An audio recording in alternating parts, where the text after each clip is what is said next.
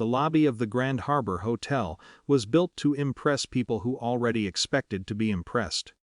Polished marble floors, tall windows facing the river, a cafe counter where every cup of coffee cost more than the sandwiches I used to pack for my daughter when she was in elementary school. I stood near the entrance for a moment before walking in. My coat still carried the faint smell of the bus I had taken across town.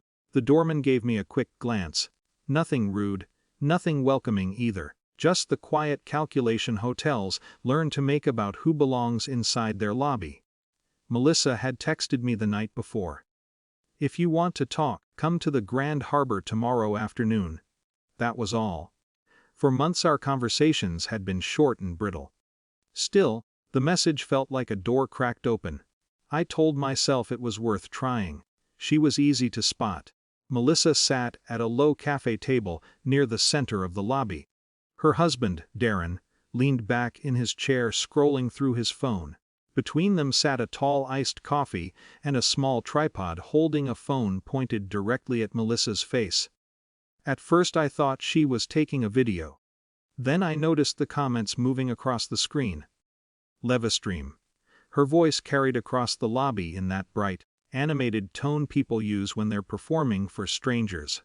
And that's what happens when people refuse to level up, she was saying. A few people nearby were pretending not to listen. I stepped closer. Melissa glanced up. For a second I saw recognition in her eyes, the private kind that belongs between two people who share history. Then the expression changed. The camera turned slightly. "Oh my God," she said to the phone. "You guys won't believe this." Her followers began sending comments. She pointed the camera toward me. "This," she said lightly, "is my mother." A few people at nearby tables shifted in their seats. Melissa smiled, but there was something sharp underneath it. "She has a talent for showing up at the worst possible moments," she continued, usually asking for something. I stood there, unsure where to put my hands. "I'm not asking for anything," I said quietly. Darren looked up for the first time.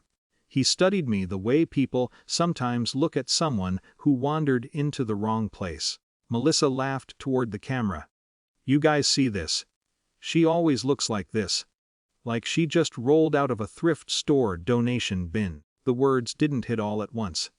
They arrived slowly, one piece at a time. A few viewers in the livestream must have written something encouraging, because Melissa leaned closer to the screen, energized.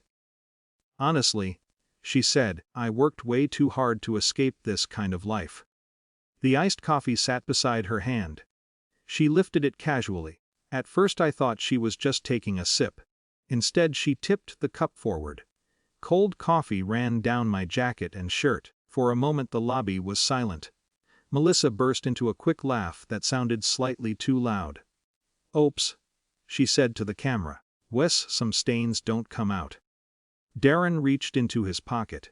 He pulled out a $10 bill and placed it on the table between us. "Here," he said calmly. "Grab something to eat somewhere else." He turned toward the front desk and raised his hand slightly. The gesture was subtle but practiced. "Security," he said. Two uniformed guards approached within seconds. They moved with the careful politeness hotels train into their staff. One of them spoke gently. "Sir, we're going to have to ask you to leave the property." Melissa adjusted the camera angle to keep everything visible. The comments on her phone were moving faster now. I looked at her. Not at the phone. Not at Darren. Just at her face. And something settled inside me then. Not anger. Not humiliation. Recognition. The small girl who used to sit at the kitchen table doing homework while I made spaghetti had learned how to look at me without feeling anything. That realization was quieter than the coffee soaking into my shirt. I stepped away from the table. "I'll go," I told the guard. Outside the entrance doors I took my phone out and made a call. It lasted maybe 15 seconds. "Yes," I said. "I'm here." Then I hung up. Inside the lobby Melissa continued talking to the camera. I could see her reflection through the glass doors, gesturing animatedly as if explaining a story that made her look successful. Security waited a few feet away from me. 10 minutes passed, then the first limousine arrived. Black, long, quiet.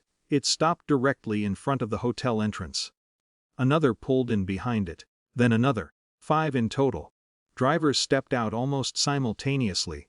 From the second car emerged 2 men in dark suits carrying leather portfolios. From the third came a woman with a tablet and several documents tucked under her arm. They walked straight toward me. "Mr. Alvarez," one of the men said. "Sorry, we're a few minutes behind schedule." The security guards straightened immediately. Inside the lobby, the front desk manager noticed the line of cars. He hurried outside. "Good afternoon," he said quickly, his tone shifting the moment he saw the group around me. "Is there anything the hotel can assist with?" the woman with the tablet answered before I could. "We're here for the acquisition meeting scheduled for 3 o'clock. The manager blinked. "Yes, of course. The boardroom is prepared." Melissa's voice was still audible from inside the lobby. Her livestream had turned toward the entrance. The camera captured the limousines. The group standing around me. The hotel manager suddenly speaking with careful politeness. Confusion spread across her face. Darren leaned forward in his chair, trying to understand what he was seeing. The security guards quietly stepped back. No one mentioned the coffee anymore. One of the attorneys handed me a clean handkerchief from his pocket. "Shall we go inside?" he asked. We walked through the doors together. The lobby had changed in the brief time I'd been outside. Conversations lowered. People watched. Melissa sat frozen at her table, phone still pointed outward. For a moment our eyes met. I didn't stop. There were documents to review upstairs, contracts connected to the investment group that was purchasing controlling interest in the hotel property. As we crossed the marble floor, the manager walked slightly ahead of us, guiding the group toward the elevators. Behind me, Melissa's live stream was still running, but the performance had ended.